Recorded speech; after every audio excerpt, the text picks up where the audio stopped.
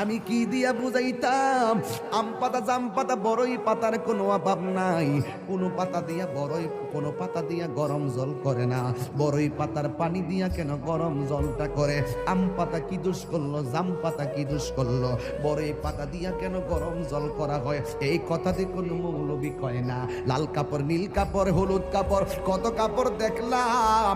কবরের কাপড়টা কেন ভাইজান সাদা? এই সাদা দিয়া কেন দাফন করা হয়?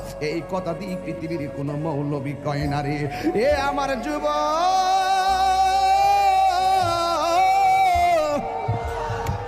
কি দিয়া বুঝাবো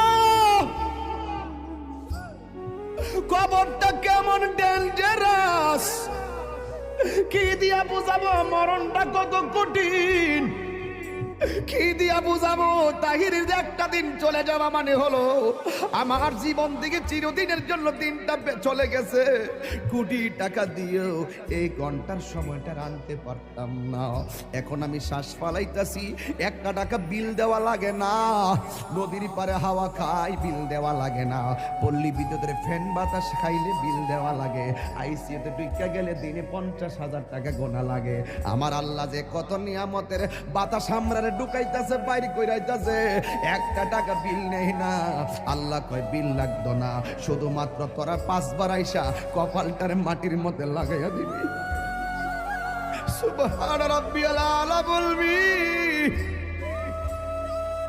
দুনিয়ার মালিকের ডিউটি 20 দিন না করলে 20 দিনের বেতন কাটা।